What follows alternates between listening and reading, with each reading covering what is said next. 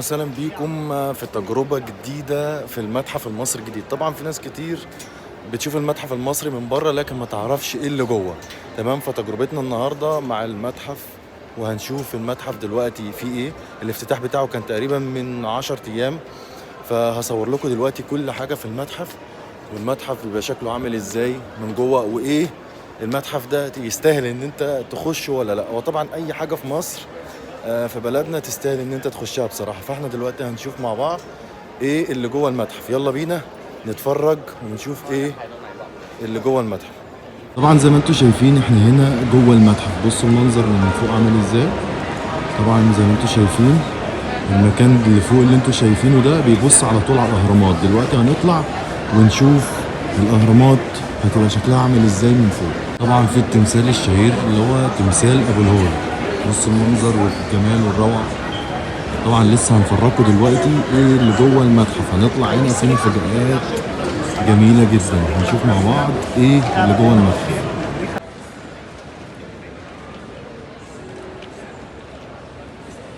احنا كده طالعين على المكان اللي بيبص على الاهرامات.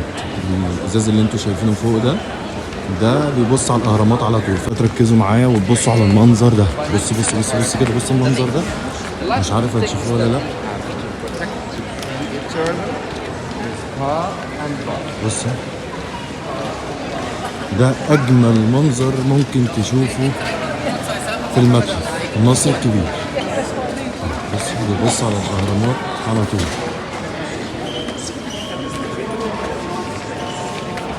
بس منظر روعه. وده المنظر المتحف. اتفرجوا انتوا بقى، يعني انا مش هتكلم في كل لقطه هجيبها لكم. يعني انتوا خلاص عرفتوا يعني ايه المتحف المصري. استمتعوا بقى معايا.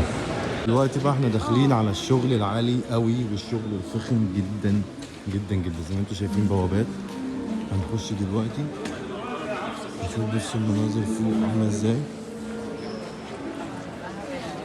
هنا بقى الشغل العالي جدا. تعالوا نتفرج في ايه جوه هنا. طبعا الناس اللي معايا تاهوا مني، فمش عارف هنقابل بعض تاني ازاي.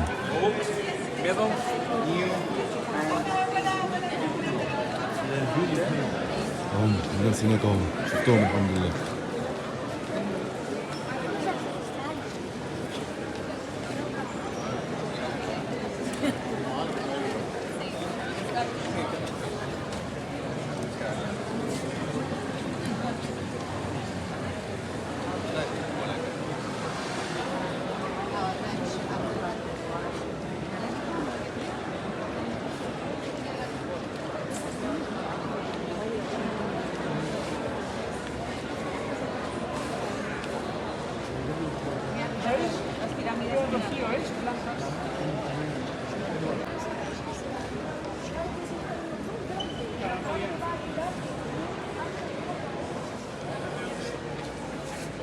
طبعا بقدر الامكان احاول اصور لكم كل حاجه، بس الحاجات كتير فعلا. متحف خطير جدا، في حاجات جميله جدا جدا. تعالوا بقى نروح نشوف. تعالوا، لا ده في حاجات هنا جامده، في حاجات هنا اجمل. بصوا المنظر ده، مش عارف اسمها ايه، هي منشأة عزت دي. في حاجات غريبه قوي. بصوا الجمال. دي يعتبر شاشه تقريبا. ده بروجيكتور، بروجيكتور اهو، بس معمول على الارضيه دي على اساس يعني بيوريك تقريبا نهر النيل او بيوريك حاجه. مش عارف طبعا، انا فاشل جدا في التاريخ الحمد لله، بس هنشوف مع بعض كل حاجه.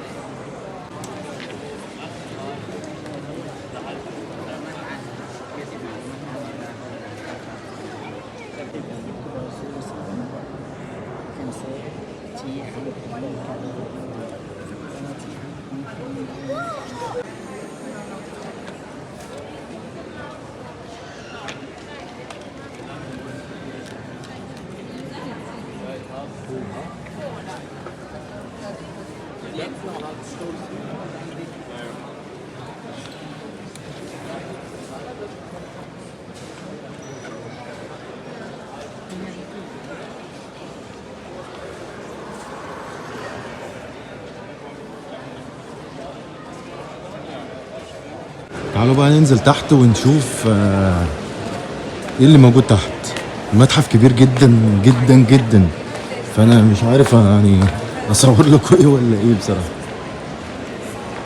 بص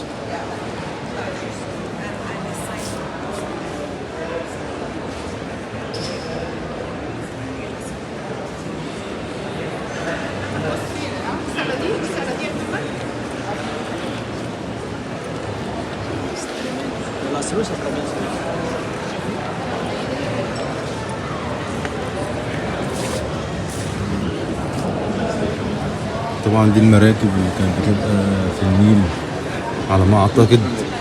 زي ما قلت لكم انا فاشل في التاريخ، بس بحب بلدي طبعا، بحب بلدي، وفعلا انا فخور بيها جدا جدا جدا.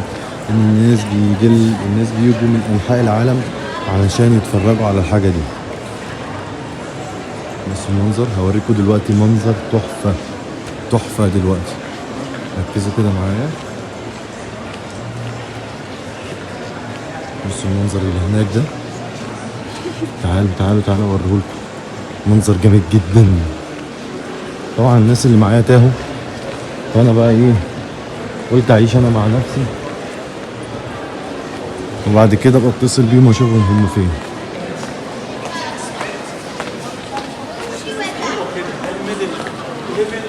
زي ما انتم شايفين. تعالوا نخش هنا الاول، هنخش نشوف في ايه هنا. انا طبعا لسه بستكشف معاكم كل حاجه، يعني انا ما دخلتش هنا اصلا، بس احنا بنستكشف مع بعض كل حاجه. بصوا زي ما انتم شايفين، يعني مش محتاج تخش بقى المتحف بفلوس قد كده، والمتحف جه لحد عندك يا باشا، اتفرج على كل حاجه. بصوا الروعه، بصوا الروعه والجمال، بصوا مكرمينه ازاي، يعني بص القعده مكلفين، لا مكلفين بجد بجد. بصوا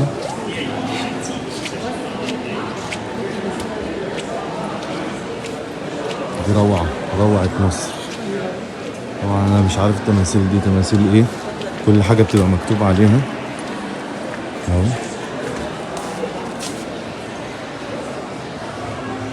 تمثال ملكي غير مكتمل. بصوا بقى المنظر ده، تعالوا. خرابي انا من كتر الجمال مش عارف اصور لكم ايه ولا ايه بصراحة. يعني دي تقريبا حاجة كده زي شاشة او حاجة، مش عارف هي تشتغل ولا ما تشتغلش، زي ما انتوا شايفين. بس بصوا المنظر ده، بصوا الجمال. طبعا مش عارف انتوا سامعين صوت الفيلم ولا لا.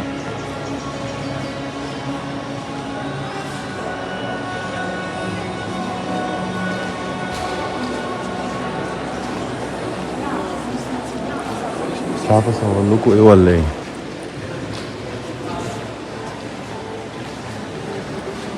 احنا بناخد جولة في المتحف المصري، تجربة ممتعة جدا جدا جدا.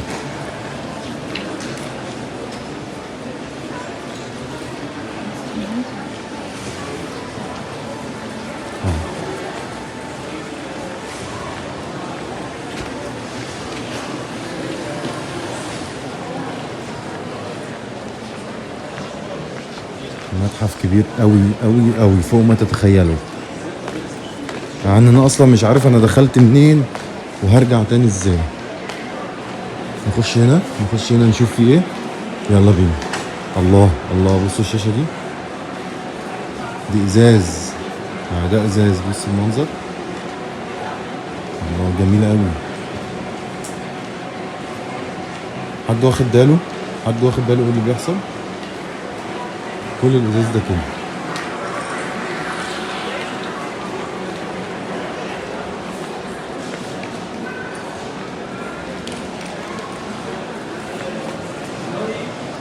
بس المنظر من تحت،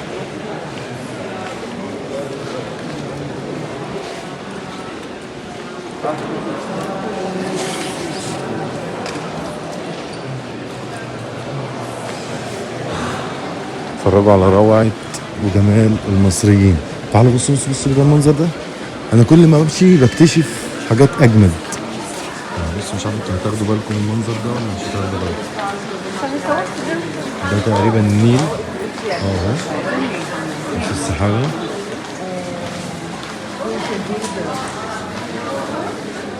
واخدين بالكم من اللي بيحصل.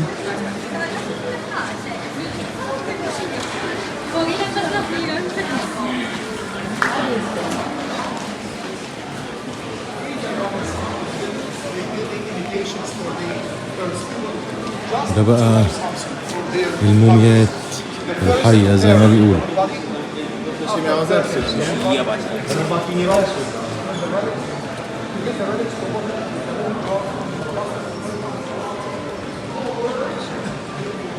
تعالوا كده المنظر ده، بص نتفرج على المنظر ده بجد يا شباب. يعني انا دافع فلوس كتير قوي على الفيديو ده، فيا ريت تشجعني بسبسكرايب بقى وتعمل لايك على الفيديو ده علشان اوريكم تجارب في اماكن تانية حلوه زي اللي انتوا شايفينها.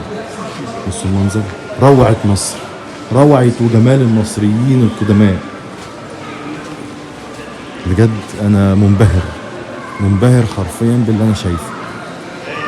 طبعا اللي محتاج بقى يشوف اي حاجه يعمل ستوب بقى ويعمل زوم ويعيش حياته، لان طبعا لو وقفت عند كل حاجه مش هنخلص النهارده.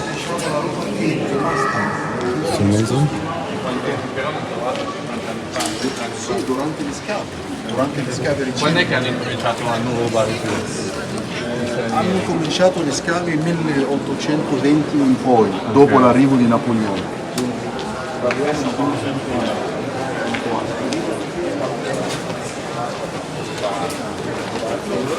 بصوا كده، انا مش عارف ده ايه، نشوف كده. موميا التمساح، المفروض ان ده تمساح يا شباب،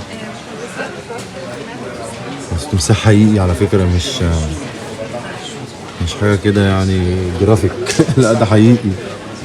بصوا منظره من قدام، المفروض ان ده تمساح.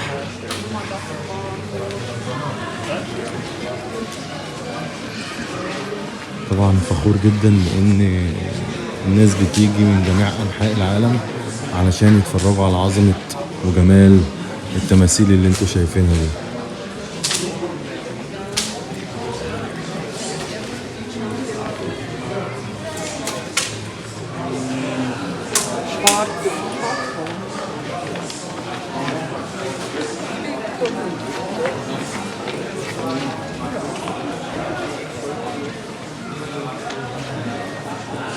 ده تابوت المنظر.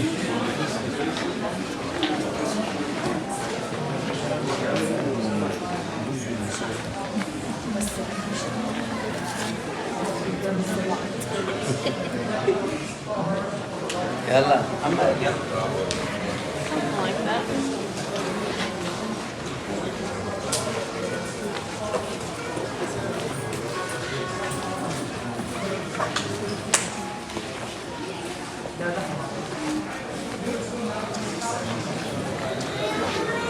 يعني انا طبعا سايبكم انتوا تتفرجوا، مش هتكلم كتير يعني، انتوا بقى عيشوا حياتكم واتفرجوا على الجمال والعظمه. طبعا احتجت تعرف بقى اي حاجه انت ممكن تاخدها سكرين شوت وتعمل عليها سيرج من جوجل، يعني تحط الصوره اللي انت عايزها ويقول لك بقى ده تمثال اسمه ايه ويجيب لك كل تفاصيله يعني.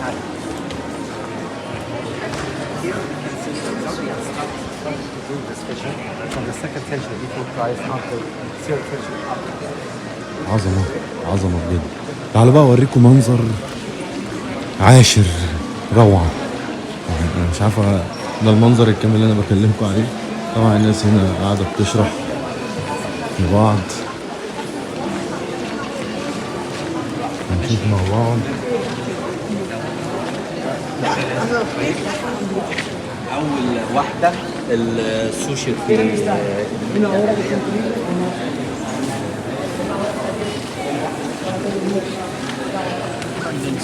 diese Sarkophag.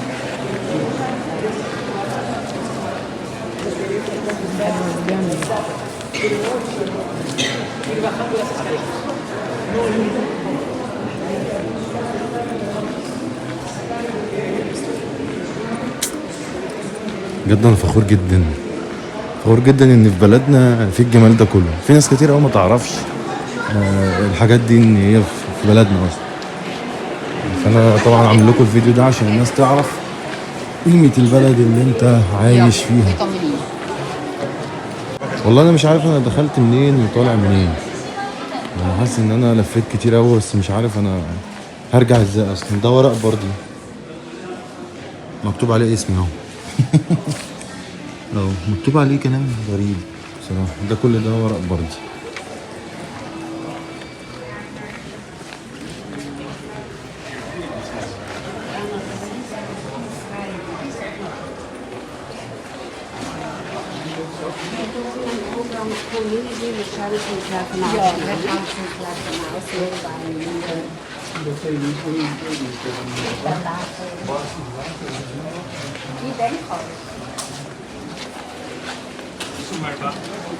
بحاول اصور لكم كل حاجة سريعا سريعا.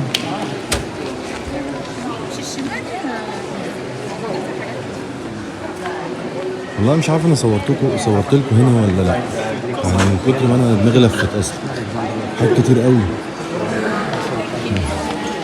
يعني احنا يعني خلاص هم ناقص يجيبوا لك بقى ايه. دلوقتي هنطلع نشوف مكان تاني.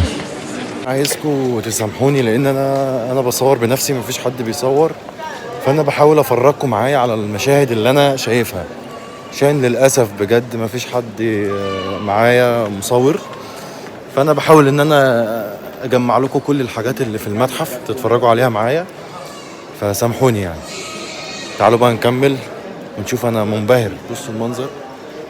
المنظر تحفة. المنظر تحفة في المتحف.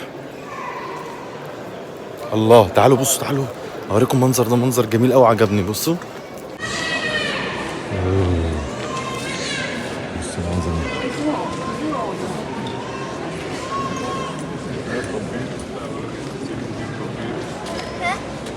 العظمة. شايفين يعني ايه؟ دي العظمة. شايفين الاهرامات فين؟ دي ستارة طبعا معمولة وراها الاهرامات اهي. بس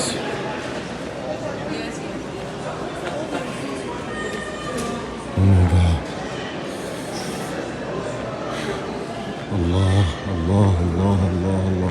طبعا تقريبا ده مكان لسه هيفتتحوه جديد. لسه ما اتفتحش عشان طبعا زي ما احنا عارفين ان المتحف ده لسه جديد. لسه الجمال.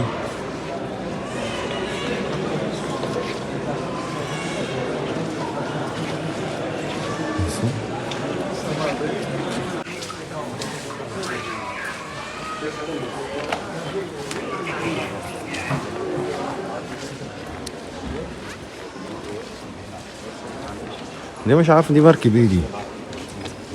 في مراكب كتير قوي. ده الحاج أسامة واخواته. وعنده كانوا رايحين خناقة فماتوا في الخناقة. أي حد بيفهم تاريخ هيستمتع استمتاع رهيب هنا. استمتاع رهيب. بس الموميا دي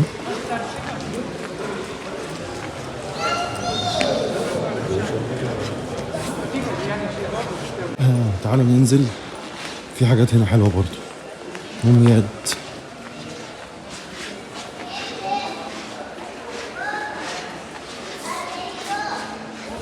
طبعا تذكرة الدخول يا شباب للأجنبي عاملة 1750.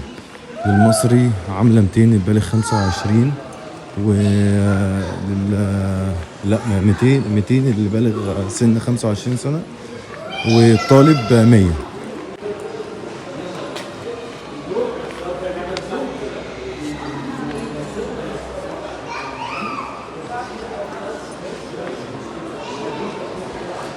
تعالوا كده في منظر هنا نبص عليه. مش عارف هما هنا تقريبا بيفتتحوا حاجة جديدة تحت. مش عارف بيعملوا حاجة جديدة يعني. هو المتحف ناقص كوبرا اصلا. احنا مش عارفين احنا بنلف فين. اوبا يلا. اوبا يلا على الجمال والحلاوة يا. اوبا يلا على الجمال والحلاوة. بس المنظر.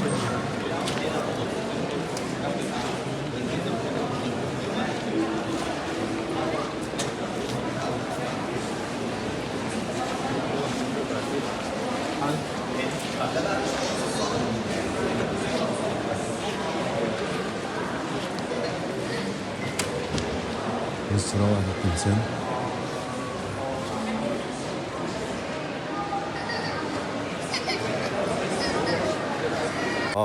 بجد تعبت من اللف فانا لازما ناخد بريك، ناخد كده استراحة خفيفة، نقعد زي ما انتم شايفين القعدة ايه، نقعد شوية وبعد كده نلف نوريكم المتحف، ايه اللي في المتحف تاني، لان المتحف كبير جدا مش عارف بصراحة اصور لكم ايه ولا ايه. خش الحمام يلا بينا.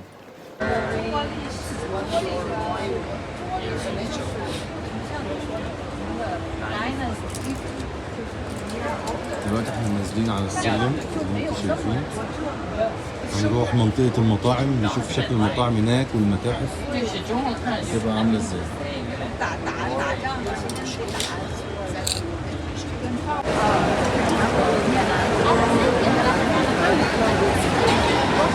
اللي انتوا شايفين هناك دي المطاعم، طبعا كل حاجة في غمر. البتاعة دي في ناس كتير اتخدعت فيها، في ناس كتير وقعت فيها. البتاعة اللي انتوا شايفينها دي مية، في ناس بتفكرها ازاز، لسه في واحد يا عيني واقع دلوقتي فيها بس ما رضيتش اصوره يعني.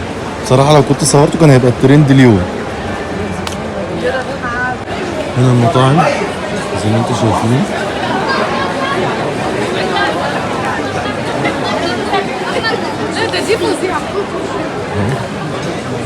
مكان جميل جدا، في مأكولات جميلة جدا بجد. الواحد مش عارف الله